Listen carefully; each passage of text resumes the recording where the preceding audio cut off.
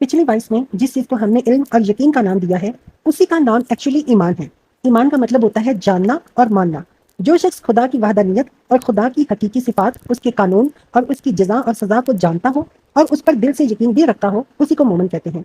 और ईमान का नतीजा ये है कि इंसान खुदा का मुती और फर्मा बरदार हो जाए। ईमान की इस तारीफ से आप खुद समझ सकते हैं कि ईमान के बगैर कोई इंसान मुस्लिम नहीं हो सकता, मुती और फर्मा बरदार नहीं हो सकता।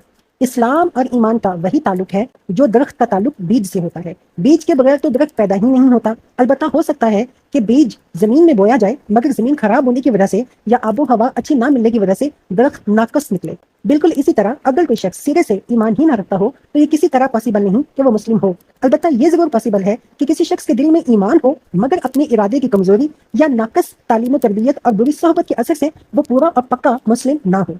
ईमान और इस्लाम के लिहाज से इंसानों के 4 दर्जे हैं, यानी 4 कैटेगरीज हैं। पहली कैटेगरी है जो ईमान रखते हैं और उनका ईमान इन्हें अल्लाह के अहकाम का पूरा मुती बना देता है, यानी वो अल्लाह ताला के अहकाम को 100% फॉलो करते हैं। जिस बात को खुदा नापसंद करता है, इससे ये ईमान वाले इस तरह बचते हैं जैसे कोई शख्स आग को हाथ लगाने से बचता है। और जिस बात को खुदा पसंद करता है, ऐसे ईमान वाले उस चीज को ऐसे शौक से करते हैं जैसे कोई शख्स दौलत कमाने के लिए शौक से काम करता है। ये बेसिकली सच्चे मुसलमान हैं।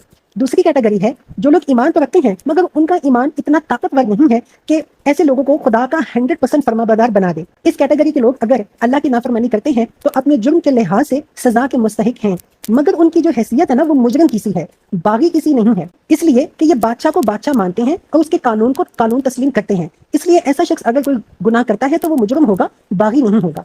तीसरी कैटेगरी है वो जो ईमान नहीं रखते मगर ज़ाहिरन ऐसे अमल करते हैं जो अमल खुदाई कानून जैसे आपको नजर आते हैं। यानी वो जो ईमान नहीं रखते मगर बज़ाहिर ऐसे अमल करते हैं जो खुदाई कानून के मुताबिक नजर आते हैं, इनको बेसिकली आप बागी कहते हैं।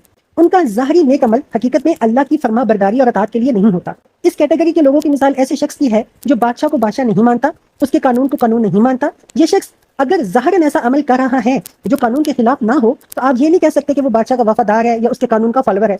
उसका शुमार बागियों में ही होगा, क्योंकि जो कुछ वो कर रहा है वो ज़ाहिरन है। एक्चुअली वो बादशाह को बादशाह मानने से इनकार कर रहा है और बादशाह के कानून को भी वो नहीं मानता, तो ऐसे शख्स का शुमार बागियों में ही होगा। चौथी कैटेगरी है वो जो ईमान भी नहीं रखते और अमल के लिहाज से भी शरीर और बदकार है। ये सबसे घटिया दर्जा के लोग हैं, क्योंकि ये बागी भी हैं और मुफसिद भी हैं। तो इंसानी तबकों की इस तकसीम से ये बात ज़ाहिर हो जाती है कि ईमान ही पर दरअसल इंसान की कामयाबी का इन्हसार है। इस्लाम चाहे वो मुकम्मल हो या नाकस, सिर्फ ईमान के बीज से ही पैदा होता है। जहाँ ईमान नहीं होगा वहाँ ईमान की जगह कुफ्र होगा, जिसके दूसरे मानी खुदा से बगावत के हैं, चाहे वो बगावत जरा लो लेवल की हो, हाई लेवल की हो, बदतर लेवल की हो या कमतर लेवल की हो।